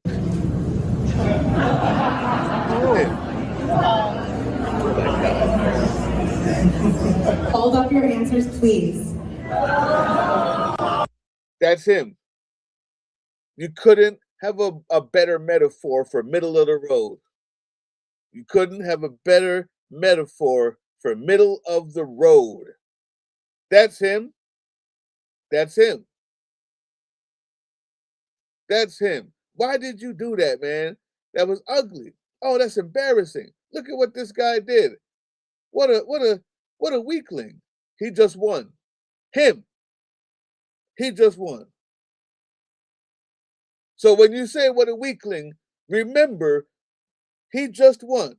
What he did was what he knew would win. It ends up being, as unfortunate as that is. The electorate needs to change now. Because you can't get any more clear than this. Let's keep watching. Oh my God. This is Biss. And here's the thing. This is Biss. You put up you're there at a debate. You couldn't, you know what? I'm not going to continue. I'm here. I don't Is AI-generated content truly art? This is him. This is him. I hope you heard the question. Is AI-generated content truly art? This is the mayor of Illinois, not Illinois, the mayor of Evanston, Illinois. In the same place that they have Martin Luther King Jr. Laboratory School, where arts and arts and entertainment, visual arts, written arts, as well as diversity is praised. I went to that school, Martin Luther King Jr. Laboratory School. This is the mayor of that city. Is AI real art? Yes. You know why? Let's find out what AI companies are paying him, what warehouse he owns. That's all you need to know. Let's keep going. Thank you. Hold it up high for people in the back. Do you currently accept campaign contributions from AIPAC or from those that are longtime supporters of AIPAC? Thank goodness for that. Would you vote to authorize further arms funding for Israel? Look how quickly. Further arms funding. Look at this guy. Look at him. Look at this fucking fuckface. Now, number one, he doesn't get money from AIPAC or people who support AIPAC. Fine. I haven't done enough research to say he's lying yet. I'll take him at his word. Look at this. Look at this guy. Waiting to see what the other woman says. I wonder what the old bitch will say. Look at him. Look how quickly. Look at him. Look at this guy. Would you continue to support further arms funding for Israel? Look at this. Now I have to say no. Or otherwise posed, do you support the continued funding of Israel? She says yes. Arms for Israel. His face. What? Look at him. I'm going to take mine down. I'm not she's going to say yes. I just can't. Did you see that? It's the funniest thing I've ever seen since Bugs Bunny. This is This is Biss. This is who you elected. Look at this fucking no balls, limp dick, masquerading as a grown man, fucking fuckface that you just saw. This is the guy that they just elected over a cat in the Democratic Party. Oh, look how quickly. Further arms funding. Look at this guy. Would you continue to support further arms funding for Israel? And then the minute he asked me, you mean? I'm gonna Includes all of I them. didn't mean yes. I didn't mean no. I just can't. We gotta watch it again. I just can't. I just can't. This is why we fail so fucking much. This is why we have an authoritarian autocracy in our government when we're supposed to have freedom fighters on at least one side. This is why. This fucking absolute spineless, squishy, jelly, inside donut fuck face just got elected over a cat, and he can't make a fucking decision without seeing what the person beside him with a little more money than him is gonna say. Oh, I don't know. Oh, he. What do you think about genocide? Big boy? I don't know.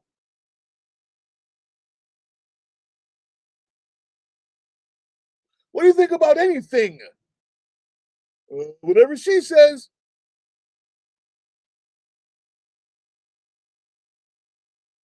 What do you think about authoritarianism and concentration camps in your city when it gets there? Whatever he says. That's why. That's why. That's why. That's why. Tell me, please tell me, Asia, that he lied there. I know he was getting 8-pack money from somebody. But anyway, we'll get back to the live show. This is your winner. That squishy jelly worm who digs holes instead of speaks loudly. That squishy jelly worm will dig a hole when he gets to Capitol Hill and further do nothing unless you force anything else out of him. Voting is the bare minimum. Voting cannot save you.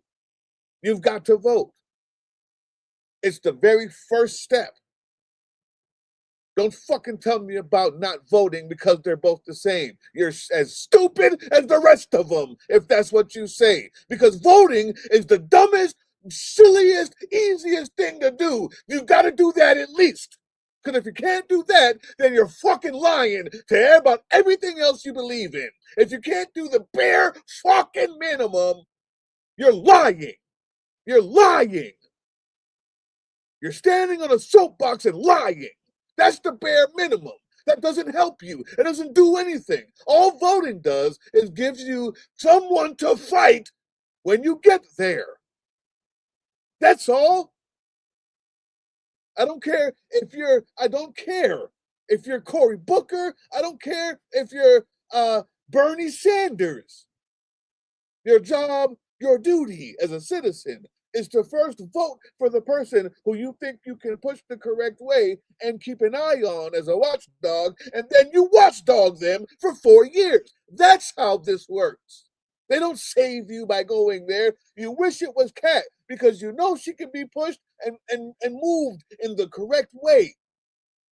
But it doesn't mean if it's not Kat, you don't vote. Because you are lying to everybody when you say that you believe in something. If you can't even do the minimum, the smallest amount, the easiest fucking thing, mail it in. Jesus Christ.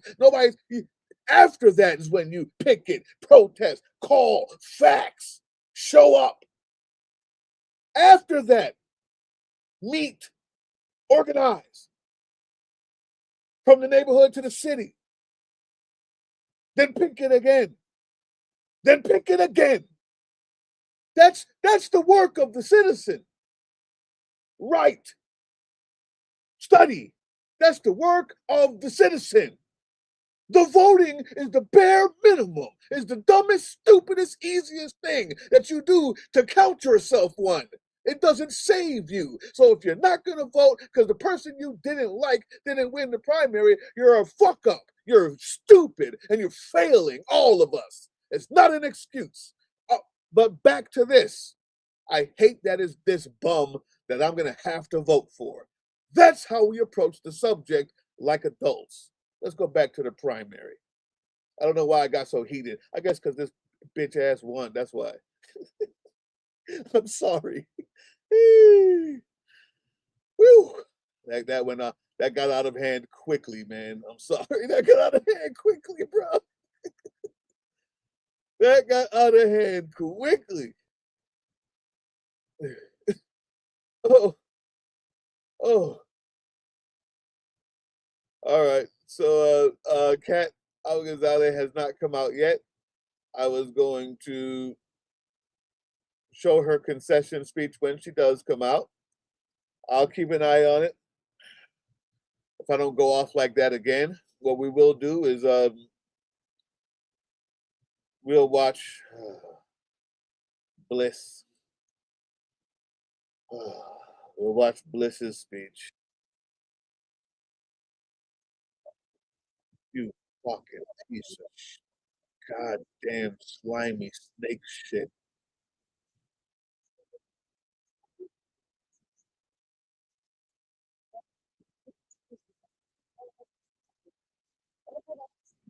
Minutes or so, and let's start with the Democrats running for Senate. So this is a straightforward calculation.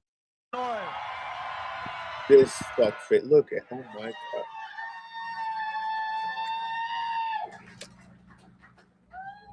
Fucking cans. A few minutes ago, I received a gracious call from Senator Fine conceding. We gotta watch, guys. We've had the race called by media I'm outlets. still watching.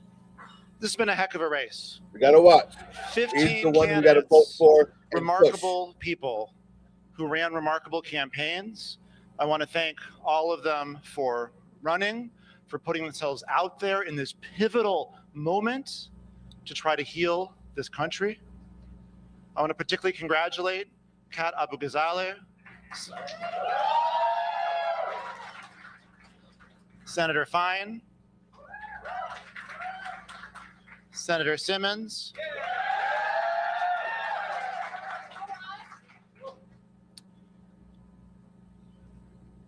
and I look forward to working with all of them and with everyone in this district to do the work to come. But I want to speak particularly about one person whose enormous shoes I have the task of trying to fill. Don't clap yet. Don't clap yet. One person who has been a political hero of mine since before I ever thought to run for office. One person who has been the conscience of our district and the conscience of the Congress for her 14 terms of service. One person who... It's a good thing I can press pause. The conscience.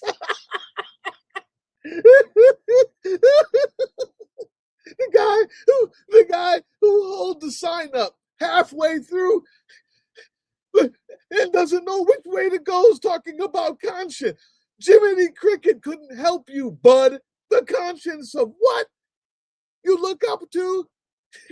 You're a fucking snake. Oh my God. The conscience. Every time she calls me, I get a little nervous. Oh, you sound. Oh God. How much can we? If you're not, if Jan Schakowsky's not proud of you, you're doing something wrong. It has been such an honor to be a resident of your district, to wake up every morning, Jan, relieved that you are fighting for us in Washington. It has been an honor to call you a friend. You have been such a mentor. I'd like to you know. have been such a role model. And let me say it now, we she's would okay. not be here tonight without your support in this race.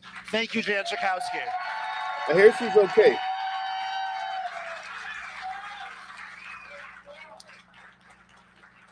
I love you. This race had everything. And it had fundamental questions about who are we going to be as a Democratic Party? You didn't answer them. Are we them. going to concede in advance, or are we going to fight? You Are we didn't going fight. to double down on our progressive values, or are we going to shrink away from protecting the most vulnerable? You shrunk away. And tonight, the voters spoke clearly. That they don't care. We're going to stand up. We're going to fight. We will not back down, and we will fight for the progressive values that are the values not only of this district, but of this whole country. You lied. I can't wait to fight you when you get in there. And there's a lot I'm gonna to hold fight your for. ass to account, buddy. To fight for an economy that works for everyone, where instead of the wealthy stuffing their pockets at the expense of the rest of us, we have housing that's affordable for all, childcare that's accessible to all, healthcare that's available to all, a tax code that actually works for today's economy and asks the wealthiest to pay their fair share. And a situation where when things get better, in the aggregate, they get better for all of us. He's a And we bitch. know why What does that's that not mean? happening right now. I don't It's even not a know. mystery. It's not a coincidence. It's because those with money have too much political power, and they pay use you. that political power to rig the system for themselves. It is time for Congress that asserts its power, that acts as a check on not only this administration, but the wealthy that have a stranglehold on our politics in America. I'm recording this so I can use it against you. You lying sack of shit. You snake. You APAC Now, fondler. I want to mention a particular issue that came up once or twice in this campaign. Oh, let's see. I am so proud of how we handled the question of Israel and Oh! Palestine. Maintaining my core, maintaining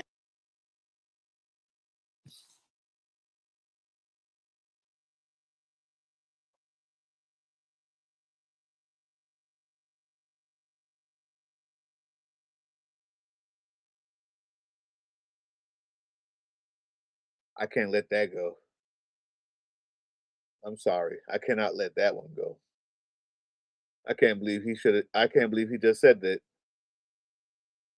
I can't believe he just said that after what we just saw. So what I'm going to do is show it again. What I'm going to do is show it again. This is how he maintained his core on the question of Israel. This is how he maintained his core on the question of Israel. Allow me.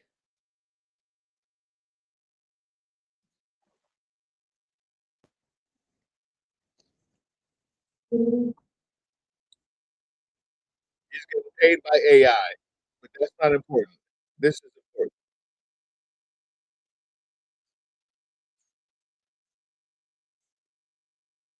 Watch him. Watch him. Yes. No. No. Yes.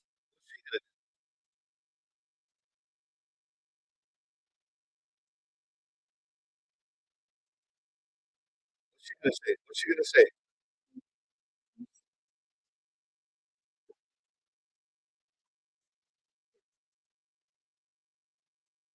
Oh, I'm gonna put mine down. I see her going yes now. I can't. I'm not gonna leave it up. You gotta watch it again.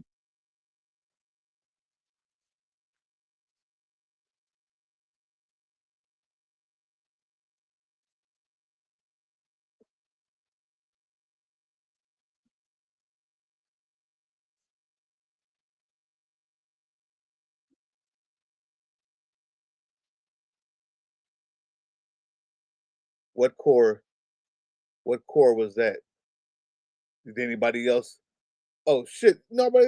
The video's not playing. I'm sitting here getting mad at myself. Y'all didn't even see the video. I'll show it again. Don't worry about it. I thank you guys for staying here. Still people here. I thank you for staying during that foolishness. I'll show it again. It's that important. Look at this guy. Look at this. Look at this guy. Look at this guy. You vote to authorize further arms funding. Would you vote to authorize further arms funding for Israel? Look how quickly. Further arms funding. Oh, look at this guy. Would you continue to support further arms funding for Israel?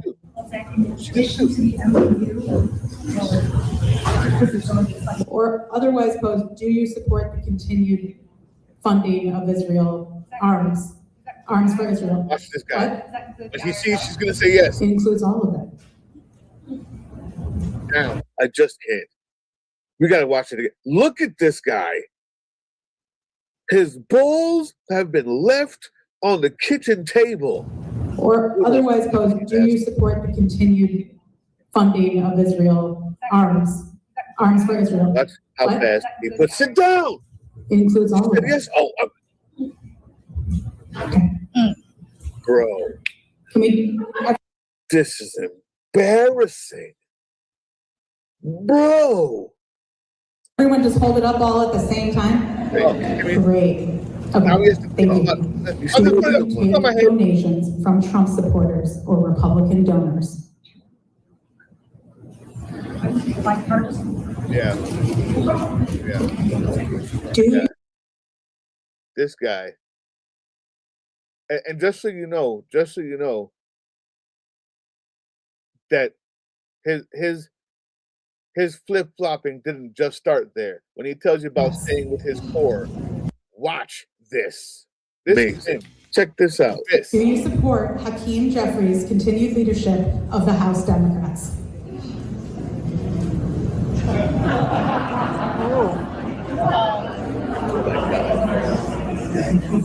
Hold up your answers, please.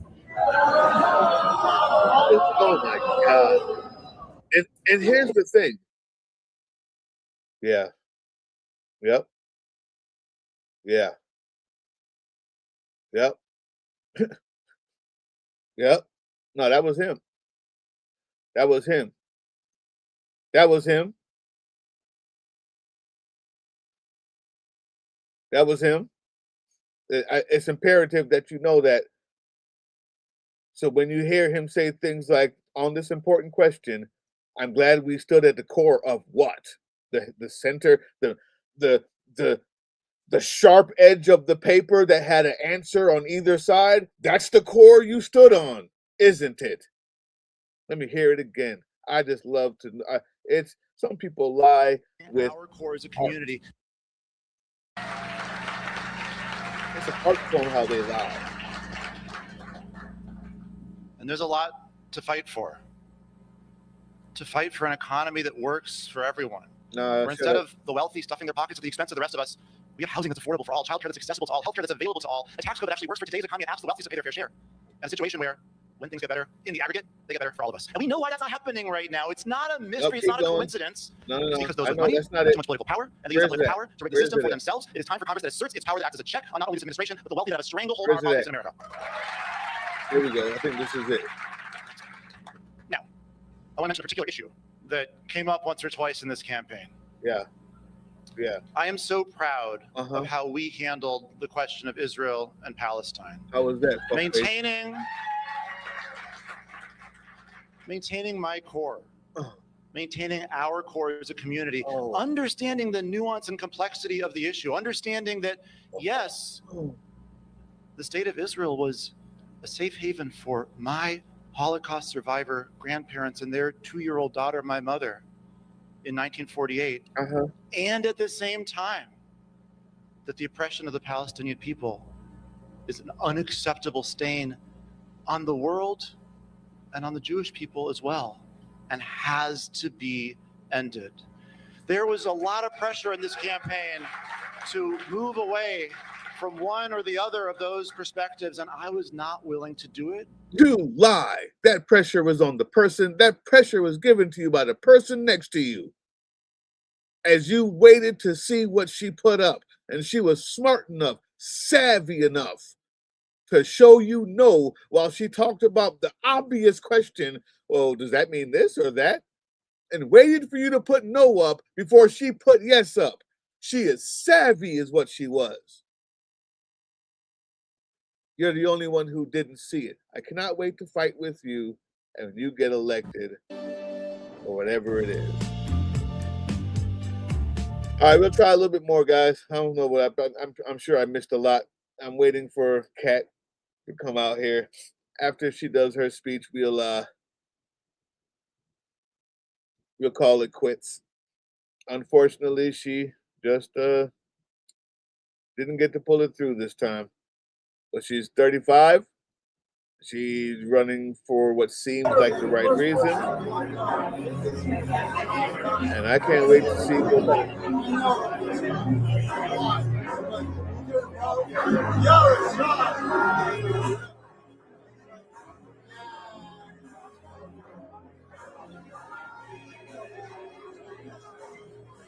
Okay. Still waiting on her to show up. That's fine. Let's see what the rest of these results look like. We are continuing our primary night coverage as the results come in. Of course, that was Lieutenant Governor Julietta Stratton, with her accepting the nomination as next senator of the state of Illinois. Joan Esposito, what a wild night it is. Now, that's an incredible race. It's obviously an incredibly important race. It was the biggest race of this season. we also have the controller's race that was, I believe, the only statewide race that was competitive. And Steve Lessman joins us from that headquarters from Margaret Croak, who continues to be in the lead. I don't know, have they called it yet, Steve? Yeah, no, they haven't called it yet. We're still anxiously waiting. There's about 88% of the vote in, but we're still waiting. But in the meantime, Attorney General Kwame Raoul is standing with us, and he'd like to say hi to you guys and share a couple words. Outstanding. Hello. Thank you so much.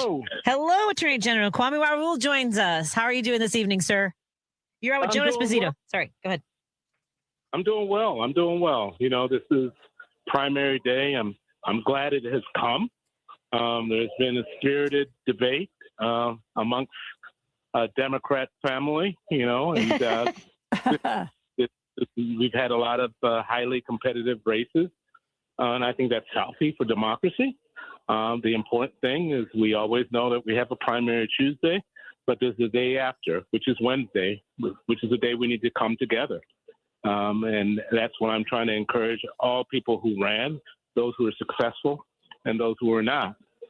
Every candidate who ran did something special by putting themselves up to scrutiny. Yeah, definitely. And I thought it was great that Juliana Stratton, in her speech, mentioned both Raja and Robin and thanked them. And I thought that was very gracious. Not everybody does that. It's very important, and you know, she's a class act. And it's important, it's incumbent upon both Raja and Robin to come. Okay, we got Kat Abughazaleh's speech coming on here. Sorry to stop so abruptly, but this is why we're here. This is what's in the title.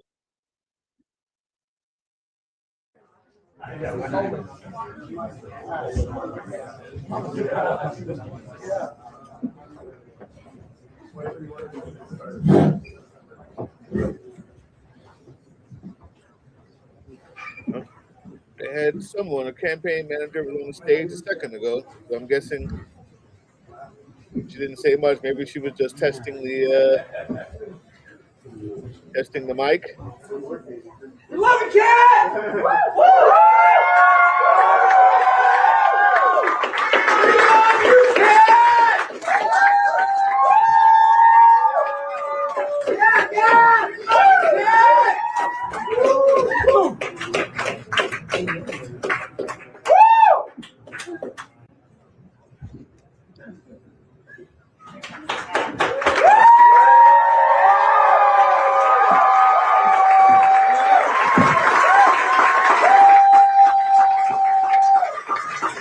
Hey everyone, I don't know if you heard, but we didn't win, and it really fucking sucks.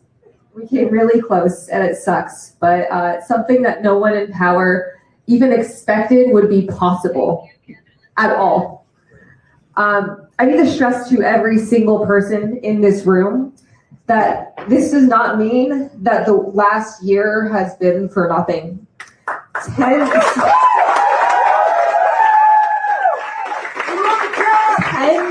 of thousands of people powered this campaign, knocking doors, making calls, donating what they could. We fed and clothed thousands of people across the 9th District. We forced our opponents to the left and to be more aggressive against this administration. We did all of this together from the ground up with everything against us.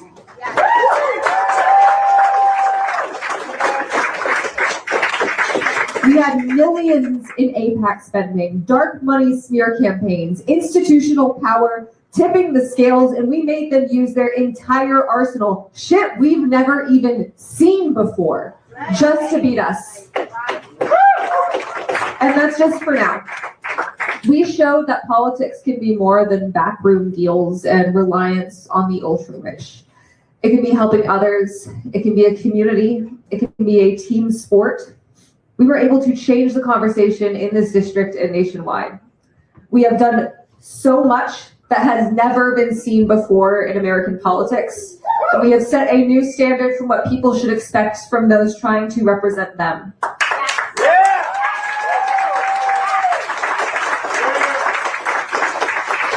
I am so incredibly proud of what we built together and deeply grateful to every single person who believed in this campaign, especially my staff. I'm not going to go further than that because I will cry because I love every single one of them so much. Shout out to our staff, please. You gotta turn around.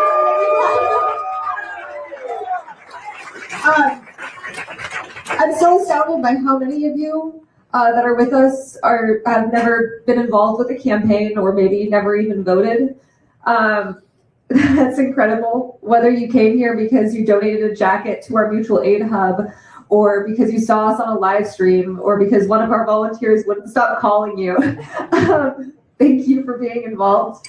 And the work isn't over. There are progressives all over the country who are taking a chance just like we did, and we have to help them win.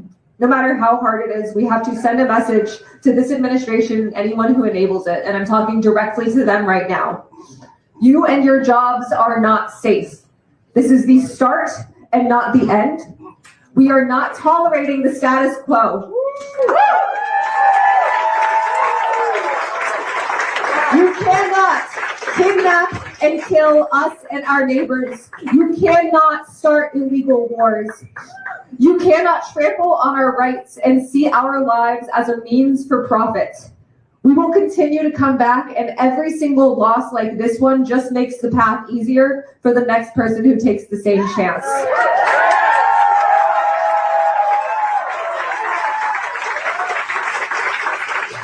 We are not done, and I am not going anywhere. When I said I would spend every single waking moment of the rest of my life to hold this administration accountable, win or lose, I fucking meant it. And I know all of you do too. So thank you for supporting us. I'm sorry that this sucks, but fuck Trump, fuck ICE, free Palestine, and I love you all.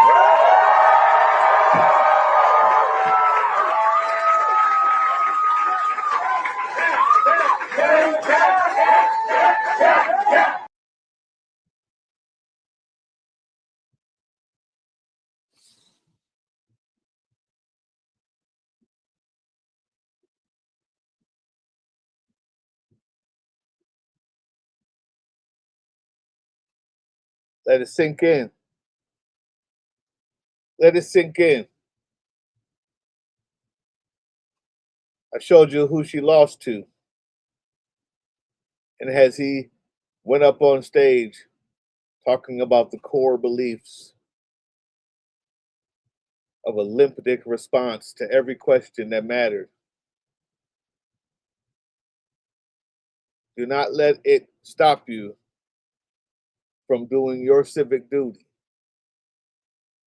As a citizen, your first duty is to vote.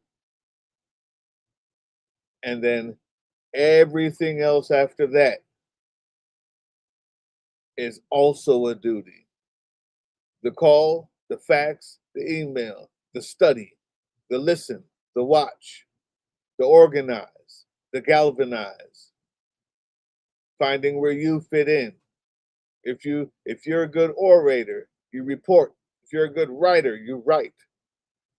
If you got two legs and nothing else, then knock on doors for the next candidate. And for the candidate and for the person who does win, when they get there, it's not the end. They are responsible to you when they get there, whoever gets there. Your job starts with an election, but it doesn't end on November 5th. Then it starts again. Will you demand more? Will you know the laws coming out? Will you study them? Will you write if you write? Will you talk if you're good at it? Will you teach? Will you knock on doors? Will you hold up the law that others can't read and say, hey, did you see this? This is what they're proposing tomorrow, next week, next month. I say we fight back. I say we show up. I say we give sticks and carrots. I say we donate as well as we withdraw funds. I say we force the people whose only thing in life to do is to win the next election by telling them that they cannot win the next election if they don't do what we ask. But they don't believe you unless you're there, unless you show up, unless you take a weekend, unless you get 10 people, unless you start something and do it again, unless you do it and then do it and then do it again. Be proud to do it as often as possible. Make yourself dates on your calendar that you show up, that you get there. Make yourself dates on your calendar that you prove to yourself you're a citizen worthy of the vote. The easiest part.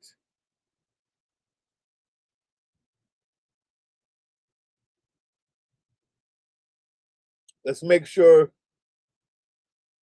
this worm, Biss, wins. And then let's make sure he remembers who put him there. That's how you move forward as an adult. And anyone who tells you different, none of it matters. Because they can't even do the first easiest thing. I don't expect to see them out there on the picket lines when it's necessary. Get rid of them. Don't listen to them. They have no idea what it means to be a citizen of these United States.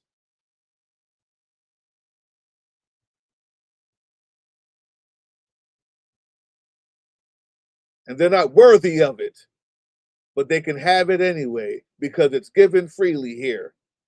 There's not a poll test here. There's not an ideology test here. You're a citizen, you're a citizen. But this channel will be giving you the education you need to become a proper citizen, worthy of that calling. And it only starts with voting. Don't let that discourage you from the rest of your citizenship. I'll see you guys out there. Time to fight is now.